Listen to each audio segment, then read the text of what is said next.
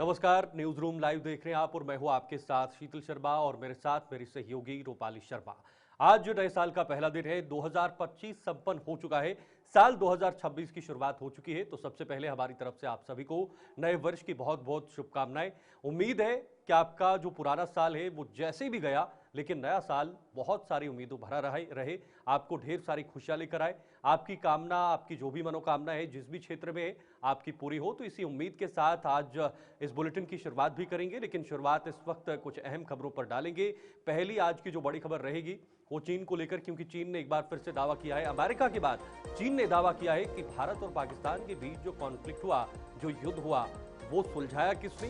चीन ने। तो यानी अब अमेरिका के बाद चीन ने भी ये बड़ा दावा किया है। इस पर विस्तार से बातचीत करेंगे। बिल्कुल, इसके बाद अगली खबर पर नजर डालेंगे, जहां पर आपको बता दें कि भारत पाक संघर्ष रोकने का जो चीन का दावा है वो किया गया है और तमाम बयान जो है वो सामने आए हैं इस चीज को लेकर। और इस बीच क्या कुछ पूरी जानकारी है ये भी आपको बताएंगे। बिल्कुल, साथ ही बात करेंगे एक और बड़ी खबर की, अहम खबर की, क्योंकि एक एक तमाम खबरें आपकी टीवी स्क्रीन पर होंगी और उसके बाद आगे बढ़ेंगे। लेकिन बात वैष्णो देवी को लेकर भी होगी, क्योंकि आज नया साल का पहला दिन है। तो बात अब वैष्णो देवी के प्रांगण में बेहद आज भीड़ नजर आ रही है, लोगों का उत्साह और उल्लास वहां पर बना हुआ है। बिल्कुल, अब इसके बाद आगे बढ़ेंगे, जहां पर आपको बता दें कि 80 घाट पर विशेष आरती जो है वो देखने को मिल रही है।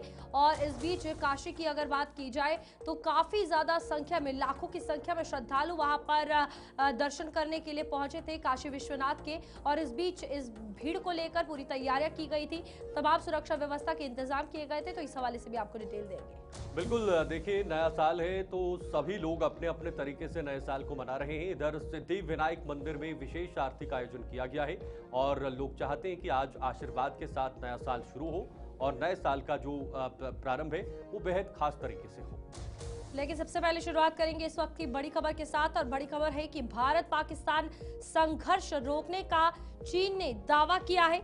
चीनी विदेश मंत्री वांग यी बोले हैं कि मध्यस्थता की थी और इस बीच भारत ने चीन के दावे को सिरे से खारिज किया है। तो यहाँ पर भारत ने ये बयान दिया है कि सीजफायर में किसी तीसरे पक्ष की भूमिका नहीं है। बिल्कुल, देखिए ऑपरेशन सिंदूर के बाद ही भारत ने ये साफ कर दिया था कि तीसरे पक्ष का बिल्कुल भी इसमें कोई रोल नहीं है। लेकिन चीन ने जिस प्रकार से ये बयान दिया है अमेरिका के बाद, अब साफ तौर पर ये नजर आ रहा है कि एक बड़े तौर पर ये प्रोपेगेंडा या एक बड़ा एजेंडा जो है वो भारत के खिलाफ इंटरनेशनल लेवल पर या डीप स्टेट्स की तरफ से चलाया जा रहा है।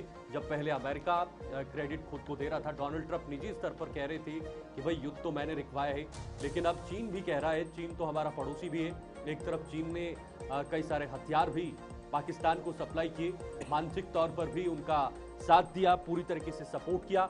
लेकिन अब चीन कह रहा है कि भाई मध्यस्थता हमने की थी, हमने भारत और पाकिस्तान के बीच जो लंबा संघर्ष चला था, 3 से 4 दिन का लगातार जो संघर्ष हुआ था, जिसमें बड़े पैमाने पर ड्रोन जो है वो देखे गए थे दोनों तरफा, और उसमें अब चीन का ये बड़ा बयान कई तरीके से जो जियोपॉलिटिक्स है उसमें उथल पुथल मचाते हुए दिखाई दे रहा है।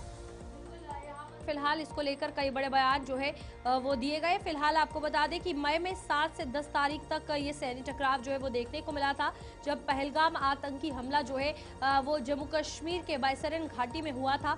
उसके बाद भारत ने पाकिस्तान के आतंकी और सैन्य ठिकानों पर हमला किया था, जवाबी कार्रवाई करते हुए।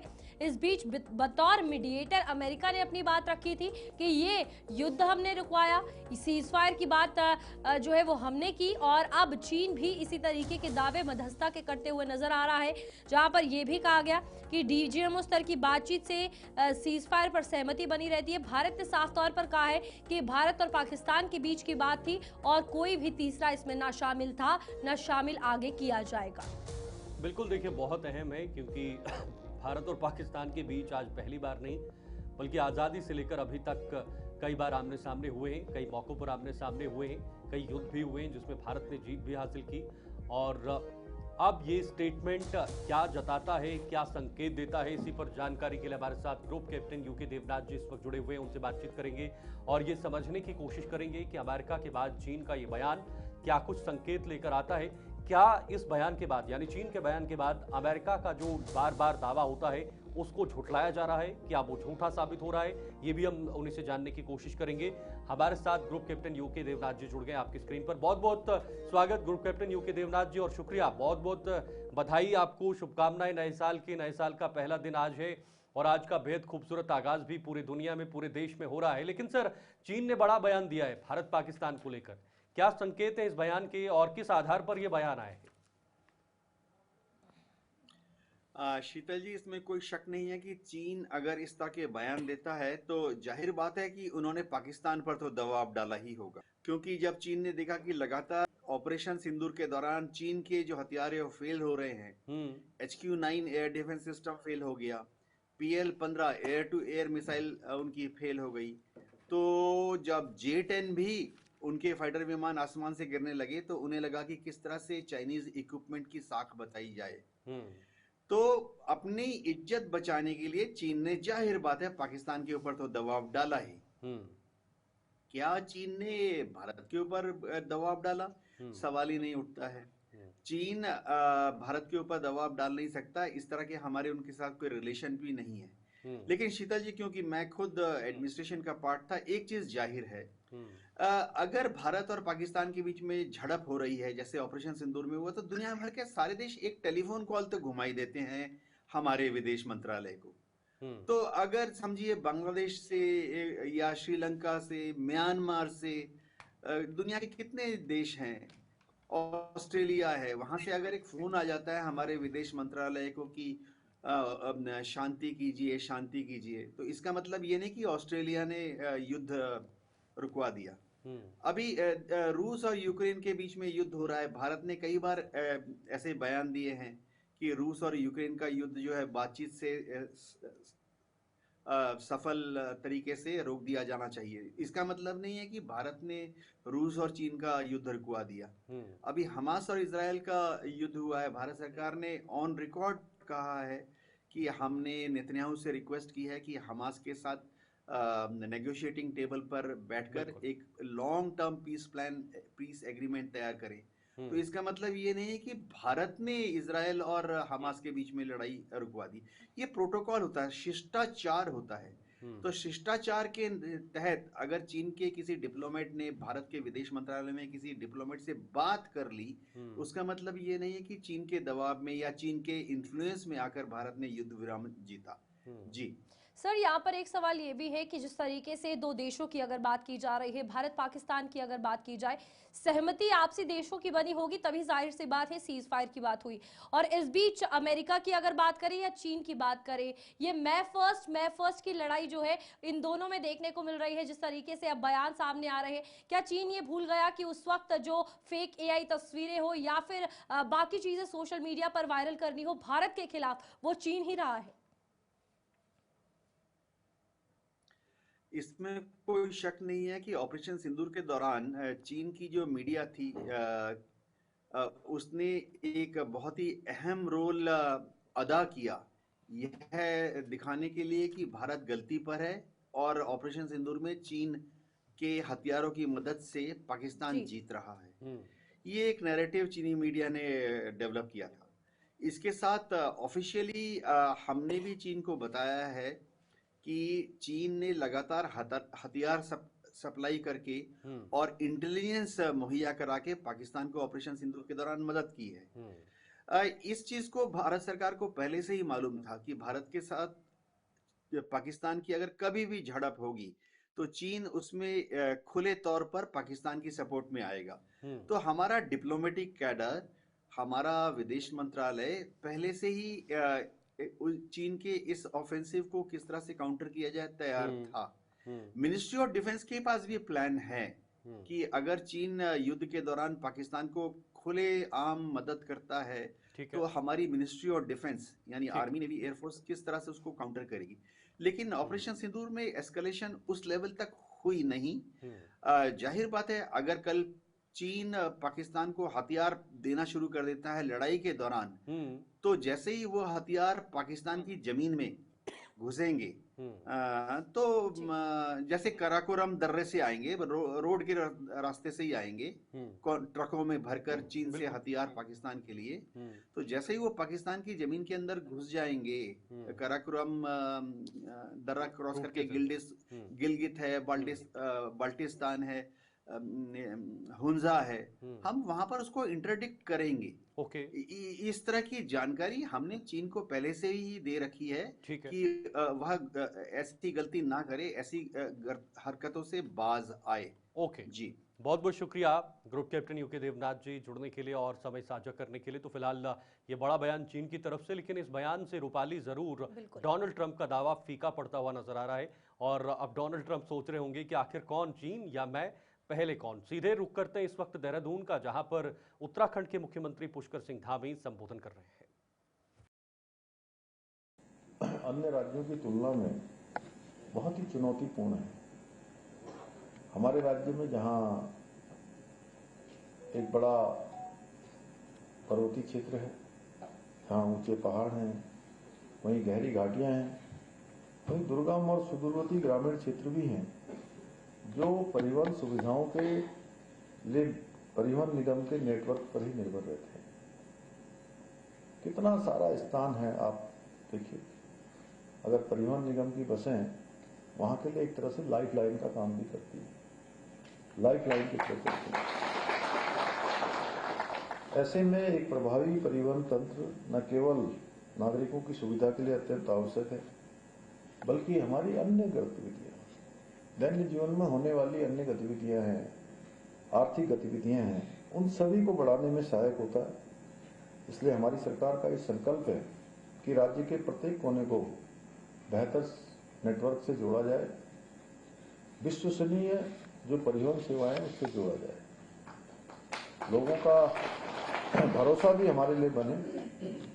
ये अत्याधुनिक बसें हमारे इस संकल्प को पूरा करने में, लोगों के विश्वास को बढ़ाने में, अन्य गतिविधियों को और तेज करने में बहुत सहायक सिद्ध होंगी।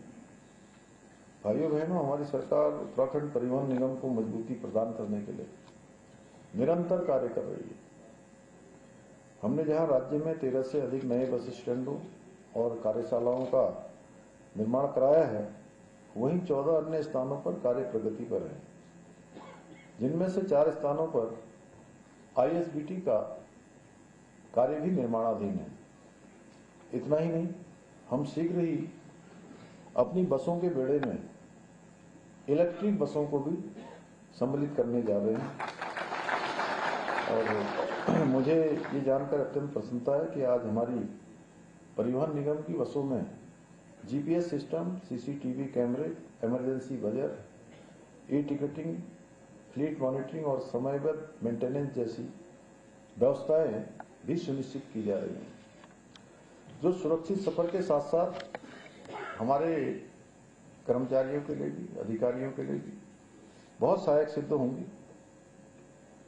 भाइयों बहनों, हमारी सरकार अपने कर्मचारी साथियों और चालक, परिचालक, उनकी समस्याओं से भी हम भली भांति परिचित हैं और इसके लिए लगातार प्रयास भी कर रहे हैं। इसके लिए हमने चाहे DA में बढ़ोतरी हो, 7वें वेतन आयोग की सिफारिशों को लागू करना हो, या निगम में भर्तियों के माध्यम से मैन पावर की समस्या का समाधान करना हो, हम पूरी प्रतिबद्धता के साथ निगम के और हमारे अन्य कर्मचारियों के लिए पूरी तरह से प्रतिबद्ध होकर उनके कल्याण के लिए कार्य कर रहे हैं।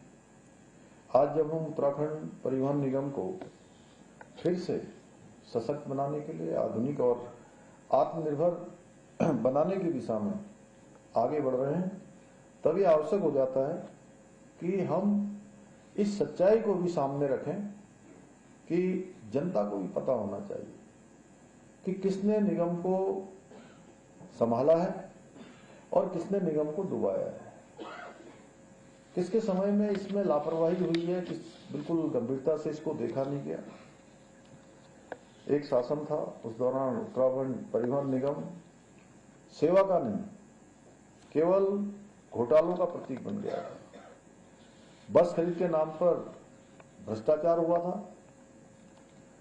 घटिया बसें लाई गई जो सड़कों पर चलने से पहले ही सड़क पर बाद में चलती, पहले वर्कशॉप में खड़ी होगी। और उस दौर में बसें नहीं बल्कि घोटालों की खेप आई और हमारा जो परिवहन निगम है वो पटरी से उतर गया। तमाम समस्याएं, तमाम दिक्कतें हमारे सामने पैदा हो गई और उस सरकार ने तो यात्रियों की चिंता की ओर भी ध्यान नहीं दिया और न निगम कर्मचारियों की ओर। कई महीनों तक वेतन नहीं मिला, पेंशन नहीं मिले, एरियर लटकाए गए और जो हमारे कर्मचारी अनेक चुनौतियों का सामना करते हैं, पहाड़ में दिन रात सेवा करते हैं, कठिन परिस्थितियां उनके सामने सदैव होती हैं, उन्हें केवल अपमान सहना पड़ा। और इन कर्मचारियों को उस समय में सम्मान नहीं, सिर्फ इंतजार दिया गया, वेतन के मामलों में भी और सुविधाओं के मामले में भी। क्योंकि भाइयों बहनों, उनके पास न तो नीति थी न नीति थी। परिणाम ये हुआ कि उत्तराखंड परिवहन निगम जानबूझकर कर्ज में डुबो दिया गया। इतना ही नहीं, उस समय भर्ती और जो पदोन्नति थी उसमें भी बड़े पैमाने पर पारदर्शिता छोड़िए, बड़े पैमाने पर जो है भाई भतीजावाद चलता था। लेकिन हमारी सरकार ने परिवहन निगम को बोझ नहीं बल्कि सेवा का माध्यम माना है।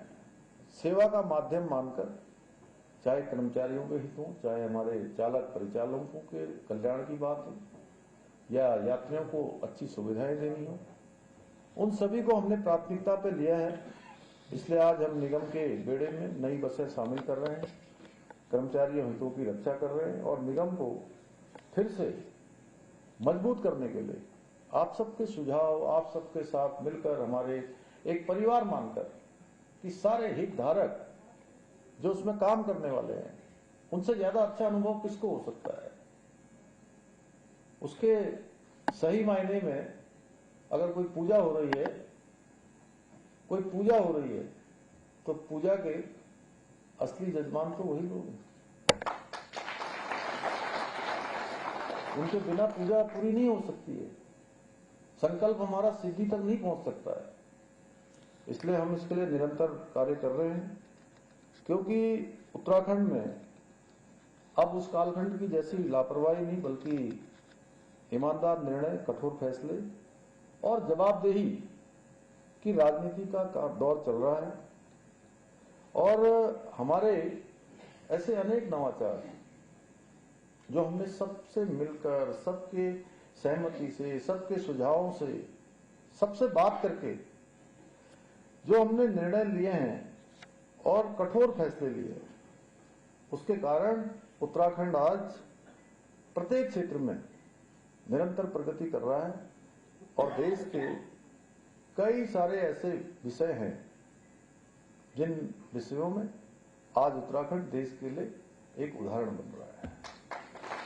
उत्तराखंड के नवाचार आज चर्चा का विषय बन रहे हैं और मैं आप सबको ये आश्वस्त करना चाहता हूं कि हमारी सरकार जनता की सुविधा और सुरक्षा के साथ साथ सभी अधिकारियों और कर्मचारियों के सम्मान के लिए भी पूरी तरह से प्रतिबद्ध है और मुझे पूरा विश्वास है कि आप सभी निष्ठावान अधिकारियों और कर्मचारियों के। पुष्कर सिंह धामी को आप सुन रहे थे, उत्तराखंड परिवहन निगम के कार्यक्रम को संबोधित कर रहे थे मुख्यमंत्री पुष्कर सिंह धामी। देहरादून से आप सीधे संबोधन सुन पा रहे थे। लेकिन अब एक बड़ी खबर इस वक्त आ रही है, बीएसएफ ने आईबी से बांग्लादेशी नागरिक को पकड़ा है। ये बड़ी अपडेट इस वक्त, बीएसएफ ने एक बांग्लादेशी को पकड़ा है। 19 वर्षीय शरीफुल इस्लाम भुइयां गिरफ्तार हुआ है। जम्मू के गजनसू इलाके से ये गिरफ्तारी हुई है और आपको बताना चाहेंगे 30 दिसंबर को जम्मू ये युवक आया था, उसके बाद गिरफ्तारी हुई है। चूंकि भारत और बांग्लादेश के बीच भी संबंध कुछ खास नहीं है, बांग्लादेश में हिंसा हो रही है जिसमें हिंदुओं को लगातार निशाना बनाया जा रहा है, उसके बाद भारत में भी बांग्लादेशियों को पकड़कर उनकी गिरफ्तारियां हो रही हैं और गिरफ्तारियां कर पूछताछ भी हो रही हैं कि आखिर आप किस मंशा के साथ भारत में घुसे। न सिर्फ उन राज्यों में जो बांग्लादेश से सटे हुए हैं बल्कि जम्मू कश्मीर तक पहुंचे हैं, तो ऐसे में गिरफ्तारी बहुत अहम मानी जा रही है। बिल्कुल, आपको बता दें कि फिलहाल ये आईबी के पास जो है वो पकड़ा गया है और गजनसू ये इलाका है जम्मू का जहां पर इसकी गिरफ्तारी की गई है। इसको लेकर अगर बात की जाए तो फिलहाल 30 दिसंबर को ये युवक जो है वो जम्मू आया था और आपको बता दें कि इस बीच बीओपी गजनसू के सुपुर्द इसको कर दिया गया है। इस व्यक्ति की पहचान शरीफुल इस्लाम भुइयां पुत्र मुजीबुल हक भुइयां जिसकी उम्र सिर्फ 19 साल है ये बताया जा रहा है। बीएसएफ ने इसे आपको बता दें कि पकड़ा है और ये बांग्लादेश के अदरा जिला कुमिल्ला का रहने वाला है। तो चलिए आगे बढ़ेंगे जहां पर बात करेंगे नववर्ष के हवाले से और लगातार मंदिरों में भीड़ जो है वो उमड़ी हुई है और लोग भगवान के दर्शन कर अपने नववर्ष की शुरुआत कर रहे हैं। इसी बीच बड़ी संख्या में वैष्णो देवी मंदिर में श्रद्धालु जो है वो पहुंचे हैं और नए साल यानी 2026 के मौके पर कटरा में श्रद्धालुओं की भारी भीड़ देखने को मिल रही है। देर रात आपको बता दें कि पंजीकरण जो है वो भी रोक दिया गया था क्योंकि काफी ज्यादा भीड़ जो है वो हो गई थी और देश विदेश से श्रद्धालु माता वैष्णो देवी के दर्शन के लिए पहुंच रहे हैं बड़ी संख्या में। और इस बीच प्रशासन पूरे तरीके से पहले तैयार था लेकिन भीड़ को देखते हुए वहां पर तब इमीडिएटली रजिस्ट्रेशन यानी पंजीकरण जो है वो रोक दिया गया था। बिल्कुल, देखिए आज जो पहला दिन है 2026 का, ऐसे में सभी लोग चाहते हैं कि माता वैष्णो देवी के दरबार में जाकर, वहां उनके प्रांगण में जाकर उनका आशीर्वाद लेकर, उनकी पूजा अर्चना कर आज नए साल की शुरुआत हो और वो खूबसूरत तरीके से हो। लोगों की यही हमेशा मनोकामना होती है। क्योंकि आज साल का पहला दिन है तो कल रात से ही माता वैष्णो देवी के भवन में लगातार लंबी कतारें लगी हुई हैं। कटरा से ऊपर तक लगातार जो संख्या है वो बढ़ती जा रही है। बारिश के बावजूद भी लोगों की संख्या काफी बढ़ गई है। तस्वीरें आपके सामने, सुरक्षा व्यवस्था चाक चौबंद, दोनों तरफा लोगों की आवाजाही लगातार हो रही है।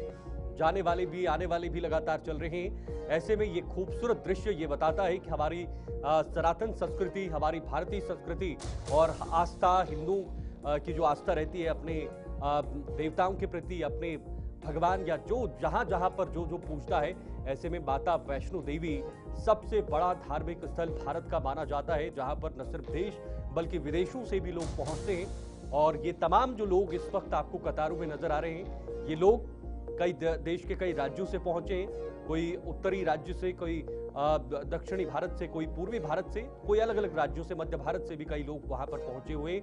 बारिश के बावजूद, ठंड के बावजूद भी लोगों में आस्था बरकरार है और लोग नए साल की शुरुआत माता वैष्णो देवी के प्रांगण से करना चाहते हैं। रूपाली, शासन की तरफ से पूरी तैयारियां कर ली गई जहां पर अलग अलग टुकड़ियां जो है वहां पर पहुंची। और इस बीच जम्मू से हमारे साथ शिल्पा शर्मा हमारी संवाददाता और कटरा से सोहन कोहली इस वक्त जुड़ चुके हैं। सोहन, सबसे पहले आपके पास ही आएंगे और नववर्ष की आप दोनों को सबसे पहले हार्दिक शुभकामनाएं।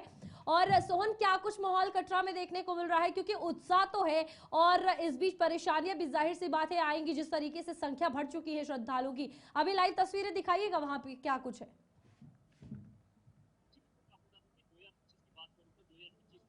जहाँ पे जो कटरा से जो शुरुआत हुई थी 2025 की एजिटेशन से शुरू हुई थी, क्योंकि रोपवे के गंडोलों को लेके काफी ज्यादा यहाँ पे जो यहाँ पे चल रही थी, स्ट्राइक चल रही थी, वो पूरा कटरा जो कि बंद था। मगर अभी 2026 की बात करूँ तो कल यानी कि काफी ज्यादा श्रद्धालु जो माँ वैष्णो देवी के दर्शनों के लिए यहाँ पे पहुंचे थे और सब श्रद्धालु की यही मंशा रहती है कि नया साल जो माँ वैष्णो देवी के चरणों से शुरू किया जाए। मगर कल की बात करूँ तो 44,000 के करीब श्रद्धालु जो माँ वैष्णो देवी के दर्शनों के लिए रवाना हो चुके थे। मगर उसके बाद जो भीड़ भाड़ को देखते हुए श्री माता वैष्णो देवी श्राइन बोर्ड के फैसला लिया था कि यात्रा जो है रात को बंद कर दी गई। रात को 8 बजे के करीब यात्रा पंजीकरण जो बंद कर दिया गया था। मगर आज सुबह 4 बजे जब वो खोला था उसके बाद भी श्रद्धालुओं की जो है संख्या वो बढ़ती हुई नजर आ रही है और श्रद्धालु काफी ज्यादा उत्साह देखा जा रहा है। श्रद्धालु माँ वैष्णो देवी के दर्शनों के लिए यहाँ पे पहुंच रहे हैं। मैं बात करूँ सिक्योरिटी की तो सिक्योरिटी के भी पुख्ता इंतजाम यहाँ पे किया है, जगह जगह पे चप्पे चप्पे पे तैनात है। चाहे वो जेके पुलिस की बात करूँ, चाहे सीआरपीएफ की बात करूँ, श्री माता वैष्णो देवी श्राइन बोर्ड के भी पुख्ता इंतजाम यहाँ पे किए गए हैं।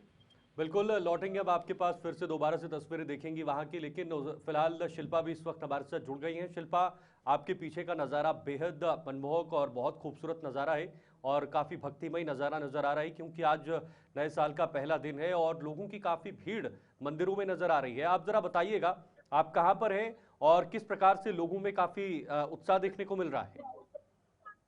देखिए, जम्मू के बागड़े वाली माता के मंदिर में इस समय हम मौजूद हैं और करीबन सुबह 4 बजे से ही एक भारी संख्या जो है वो श्रद्धालुओं की भक्तों की यहाँ पर जो है वो उमड़कर सामने आई है, क्योंकि लगातार श्रद्धालु पहुंच रहा है। 4 बजे से ही इस भारी भीड़, अब देखिए इस लंबी लंबी कतारों में श्रद्धालु भक्त जो है वो इंतजार कर रहे हैं कि कब उनकी बारी आए, और 2026 साल का वो शुरुआत हर कोई जो है वो शुरुआत मंदिर से करता है, भगवान के चरणों से करता है, और माता का बेहद मान्य है। और यहाँ से ग्रामीण लोगों से, ग्रामीण इलाके से जो है वो लोग यहाँ पर पहुंचते हैं। और अभी भी अब देखिए 11 बज चुके हैं, 12 बजने वाले हैं, आधा दिन जो है वो बीतने वाला है, लेकिन अभी भी जो लाइन है या फिर जो संख्या है श्रद्धालुओं की वो काफी ज्यादा इस समय देखने को मिल रही है, क्योंकि हर कोई यही चाहता है कि पहली शुरुआत 2026 साल की शुरुआत, नए साल की शुरुआत वो भगवान से करे, अपनी मनोकामना जो है उनको भगवान के सामने उनके चरणों पर रखकर जो है वो करे। तो इस समय लगातार आप देखिए लाइनें लंबी लंबी कतारों में यहाँ पर जो है वो श्रद्धालु पहुंच चुका है, और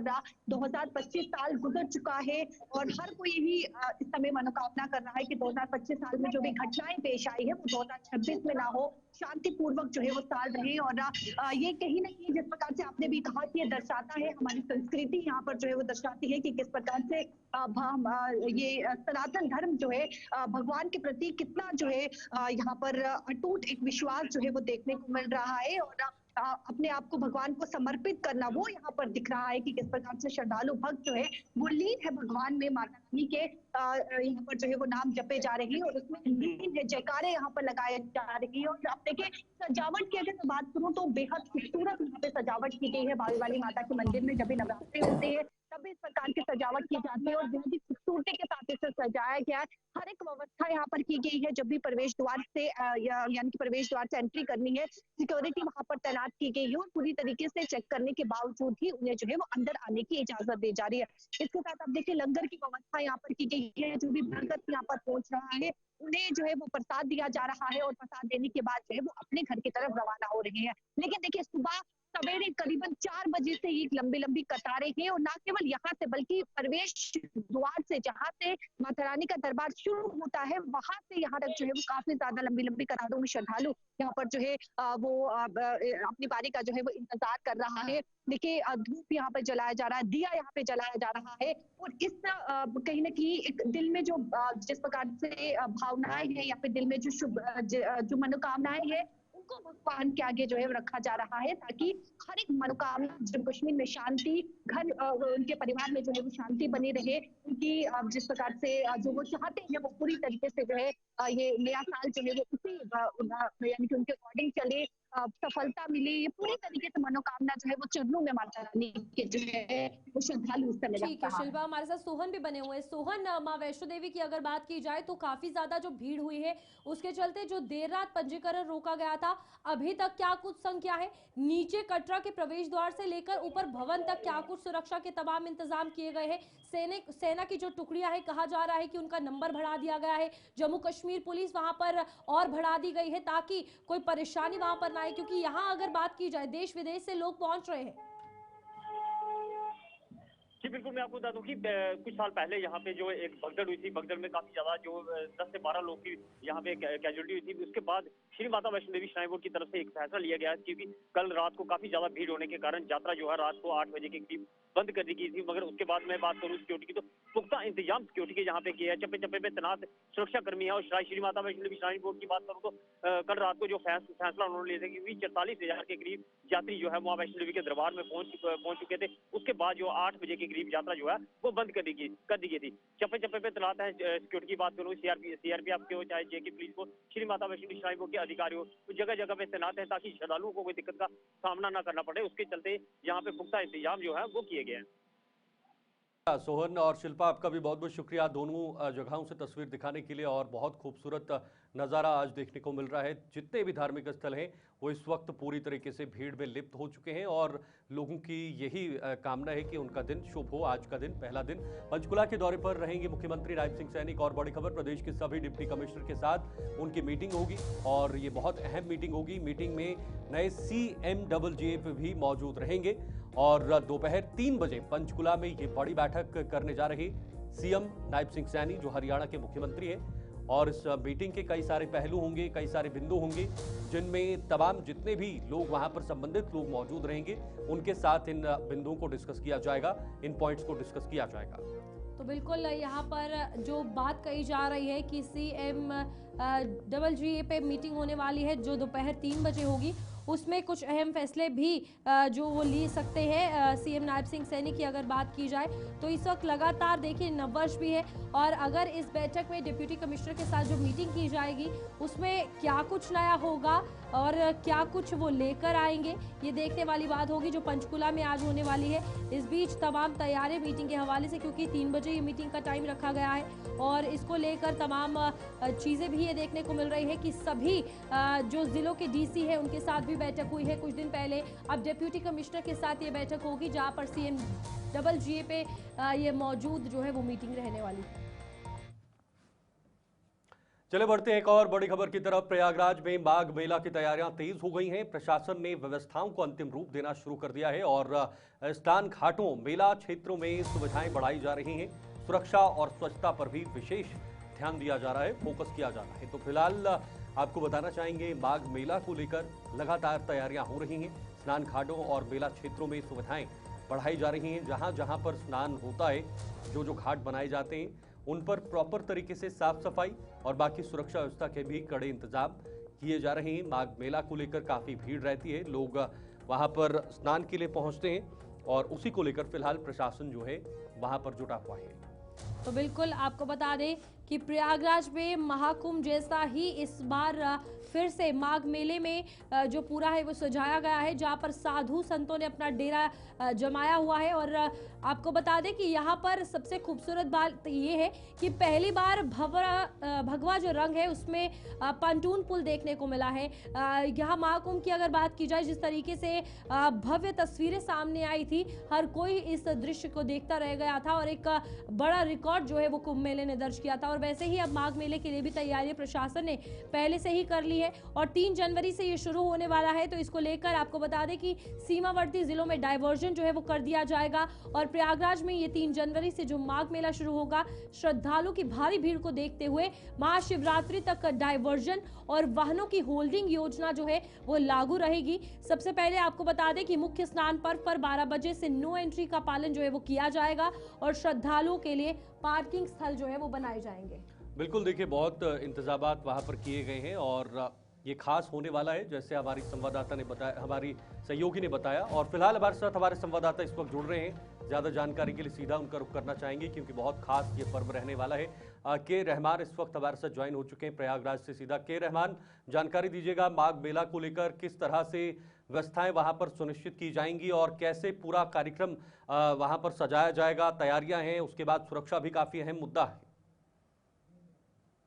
देखिए, जिस तरह से महाकुंभ संपन्न कराया गया था उसी तर्ज पर महामाघ मेला प्रयागराज में इस बार फिर कराया जा रहा है और अनुमानित है कि 15 करोड़ की भीड़ आने की संभावना है। इसको लेकर प्रशासन किस तरह से तैयारी किया है, अभी पूरी तैयारी पूर्ण नहीं है, कहीं ना कहीं खाका है, लेकिन 3 तारीख को पहला स्नान है और इसको लेकर प्रशासन को सबसे बड़ी चुनौती ट्रैफिक की है, ट्रैफिक कंट्रोल की। भीड़ को कैसे नियंत्रण करेंगे, क्योंकि महाकुंभ में भीड़ अनियंत्रित हो गई, इसलिए प्रशासन की सबसे बड़ी चुनौती ट्रैफिक कंट्रोल ही होगी। बिल्कुल, ट्रैफिक तो बड़ी चुनौती होगी रहमान, लेकिन उससे बड़ी चुनौती जो पिछले जब महाकुंभ हुआ था उस समय भी सामने आया था, उस समय अफवाहें निकल कर आई थी और उन अफवाहों के चलते भगदड़ भी हुई थी। 1-2 बार ये हमने देखा भी, वहां पर कई जानें भी चली गई थी। इस बार ऐसा ना हो, क्योंकि कई ऐसे असामाजिक तत्व होते हैं जो कोई भी कार्यक्रम जो है वो सही से होने नहीं देते हैं। तो ऐसे में उनकी मंशा जग जाहिर होती है। इस तरह से उनको कैसे नियंत्रित किया जाएगा, उन पर कैसे फोकस किया जाएगा? इस बार जो है सीसी कैमरे बढ़ाए जा रहे हैं और शिविर में पुलिस लगाई जा रही है। जो लोग अफवाह फैलाते हैं उनके लिए विशेष निगरानी प्रशासन द्वारा एक अलग दस्ता बनाकर उस पर विशेष जहाँ भीड़ रहेगी, जहाँ कैंप रहेगा, जहाँ पे लोगों के आने जाने का मार्ग है, उस पर उनकी कड़ी नजर होगी, जिसको लेकर प्रशासन पहले से ही मुस्तैद हो चुका है और इसके लिए एक विशेष ट्रेनिंग पुलिस को दी गई है कि इस बार किसी प्रकार की अफवाह न हो जिससे कोई भगदड़ हो। रहमान, वहां पर अगर बात की जाए तो क्या कुछ तैयारियां, जैसे कहा जा रहा है कि इस बार पंटून पुल को भगवा रंग से सजाया गया है और तमाम साधु संत वहां पर पहुंच चुके हैं, अभी क्या कुछ अनुमान लगाया जा रहा है? क्योंकि पहला दिन जो है वो काफी मुख्य रहता है और इस बीच पहले ही दिन स्नान किया जाए, पहले ही दिन वहां पर आकर जो आस्था की डुबकी है वो लगाई जाए, ये हर किसी की उम्मीद रहती है। तो तमाम तैयारियां भीड़ के हवाले से क्या कुछ की गई है और बीच शहर में जो लंबी लंबी किलोमीटर तक कतारें रहती थी ट्रैफिक जाम की, उसको लेकर क्या कुछ किया गया है? क्योंकि शिवरात्रि तक ये रहने वाला है लंबा समय। देखिए, लंबी कतारें कल शाम से ट्रैफिक की लगी।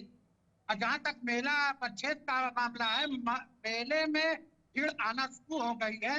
यह मेला 44 दिन का होगा और पहले ही दिन से जो 3 तारीख को स्नान होना है उसको लेके भीड़ आना शुरू हो गई है और भीड़ की तादाद बढ़ेगी। इसको लेके प्रशासन पूरी तरह से तैयारी किया है। अब पूरा मेला इस बार भगवा रंग के रूप में दिया गया है और ऐसा नहीं है कि कोई जगह ऐसा भगवा कलर ना हो, पूरा मेला भगवा के रूप में दिया गया है। ये पहली बार महामाघ मेला देखने को आपको मिले। ठीक है के रहमान, बहुत बहुत शुक्रिया आपका ज्वाइन करने के लिए। और आप देखिए कि बेहद खूबसूरत बात है जहां पर माघ मेले को लेकर सनातन किस तरीके से आगे विश्व पटल पर रखा जाए, क्योंकि तस्वीरें हर जगह हर कोई देखता है। तो इस बीच भगवा रंग में इस मेले को सजाया गया है और बेहद ही खूबसूरत दृश्य सामने आएंगे, वो भी आपसे साझा करेंगे जब माघ मेले की शुरुआत होगी। आगे बढ़ेंगे, बात करेंगे नववर्ष को लेकर ही, जहां पर 2026 की अगर बात करें तो इससे पहले 80 घाट पर विशेष आरती जो है वो देखने को मिली है। गंगा तट पर श्रद्धा और आस्था का माहौल रहा। श्रद्धालु और पर्यटकों की बड़ी मौजूदगी जो है वो काशी विश्वनाथ में देखने को मिली। मंत्रोच्चार और दीपों के साथ नववर्ष का स्वागत लोग और वहां के साधु संत करते हुए नजर आए, क्योंकि काशी विश्वनाथ की अगर बात की जाए एक बड़ा तीर्थ स्थल है। और इस बीच पहले दिन की शुरुआत बनारस में काशी विश्वनाथ की दर्शन करके और 80 घाट की आरती देखकर जो है लोग करते हुए नजर आए। बिल्कुल, देखिए उत्तर प्रदेश के वाराणसी में नववर्ष 2026 की शुरुआत आध्यात्मिक वातावरण से हुई है और नए साल के पहले दिन 80 घाट पर गंगा आरती का भव्य आयोजन भी किया गया और तड़के सुबह से ही श्रद्धालु और पर्यटक गंगा तट पर एकत्र हुए। दीपों, मंत्रोच्चार और शंख ध्वनि के बीच नववर्ष का स्वागत किया गया। आरती के दौरान गंगा मैया से सुख, शांति और समृद्धि की कामना की गई। और चूंकि आज पहला दिन है, हमने आपको इससे पहले जम्मू के कटरा से तस्वीरें दिखाई। कटरा में किस तरह का माहौल है, इसके साथ साथ काशी विश्वनाथ हो या फिर अयोध्या का इलाका हो या उसके साथ साथ बाकी अन्य जितने भी बड़े धार्मिक स्थल हैं देश के, जहां पर लोगों का एक सपना होता है जाने का, एक आस्था जुड़ी होती है, तो उन तमाम स्थलों पर जाकर आज सब अपने दिन की, अपने साल की नई शुरुआत और नई ऊर्जा के साथ करना चाहते हैं। इधर नववर्ष 2026 के पहले दिन सिद्धि विनायक मंदिर में विशेष आरती का आयोजन किया गया। मुंबई में सुबह से श्रद्धालुओं की लंबी लंबी कतारें देखने को मिली। गणपति बप्पा के दर्शन कर लोगों ने सुख समृद्धि की कामना की है, अपने साथ साथ पूरे देश के लिए कामना की है और भक्तिमय माहौल में नए साल की शुरुआत आज लोगों की तरफ से की गई है। अपने अपने तरीके से लोगों ने नए साल को मनाया है, लेकिन हिंदू संस्कृति, सनातन संस्कृति के तहत लोगों की ये प्रायोरिटी रहती है, लोगों का ये प्राथमिकता रहती है कि वो मंदिर में जाकर आज दर्शन पूजन करें और इसी के साथ अपना साल की शुरुआत भी करें। और वही आज देश के कोने कोने में, देश के हर राज्य में देखने को मिल रहा है। तो बिल्कुल यहाँ मुंबई में नववर्ष 2026 की शुरुआत श्रद्धा और भक्ति के साथ हो चुकी है। साल के पहले दिन ही प्रसिद्ध श्री सिद्धि विनायक गणपति मंदिर में विशेष आरती का आयोजन किया गया। सुबह से ही बड़ी संख्या में श्रद्धालु वहां पर गणपति बप्पा के दर्शन के लिए मंदिर परिसर में पहुंचे और नए साल में सुख, शांति और समृद्धि की कामना की। इस बीच आप भीड़ देखिए अपनी स्क्रीन पर, जहां पर तालियां बजाते, मंत्रोच्चारण और भक्ति के गीतों में डूबे हुए श्रद्धालु नजर आ रहे हैं। सिद्धि विनायक के ये दर्शन है, आप लोग भी अपनी स्क्रीन पर आप देख सकते हैं। बेहद खूबसूरत तस्वीरें नववर्ष के मौके पर, जहां पर महाराष्ट्र की अगर खास तौर पर बात की जाए तो सिद्धि विनायक सबसे ज्यादा प्रसिद्ध एक स्थल है और इस बीच हर कोई वहां पर बप्पा के दर्शन जो है एक बार करना चाहता है और इसी तरीके से वहां पर दर्शन किए भी गए। बिल्कुल, देखिए मंत्रोच्चार और घंटियों की ध्वनि के बीच आरती वहां पर संपन्न हुई और जिससे पूरा वातावरण भक्तिमय हुआ। नववर्ष के अवसर पर सुरक्षा के भी विशेष इंतजाम किए गए थे। तो फिलहाल इधर महाकालेश्वर मंदिर में भस्म आरती का आयोजन किया गया। नववर्ष 2026 के दौरान में उज्जैन में तड़के सुबह श्रद्धालुओं की बड़ी मौजूदगी देखने को मिली, यानी महाराष्ट्र के साथ साथ मध्य प्रदेश हो या जितने भी राज्य हो, वहां पर इस वक्त जबरदस्त उत्साह नजर आ रहा है। आरती के साथ, पूजा के साथ नए साल की शुरुआत हो रही है। उज्जैन में भी यही कुछ देखने को मिला। महाकालेश्वर मंदिर में भी भस्म आरती का वहां पर आयोजन किया गया और इस भस्म आरती के दौरान लोगों की काफी ज्यादा संख्या देखने को मिली। भारी भीड़ नजर आई। लोगों के चेहरों पर पूरा उत्साह, पूरी भक्ति, पूरी श्रद्धा और एक नई ऊर्जा थी नजर आ रही है। क्योंकि नए साल के दिन तो ये कहीं ना कहीं मानसिक रूप से भी हमें एक परिवर्तन देता है कि हम साल 2025 से निकलकर साल 2026 में आ चुके हैं। तो एक साइकोलॉजिकल इम्पैक्ट भी है हर किसी के इंसान के ऊपर। वो जीवन में आगे बढ़ना चाहता है अपने अपने क्षेत्र में। तो ऐसे में ये सेटिस्फेक्शन बहुत ज़्यादा ज़रूरी है। जहाँ जहाँ पर उनकी भक्ति, जहाँ पर उनकी श्रद्धा है, जहाँ पर उनकी आस्था है, वो वहाँ पर जाए और उसका जो है वो निवारण करे।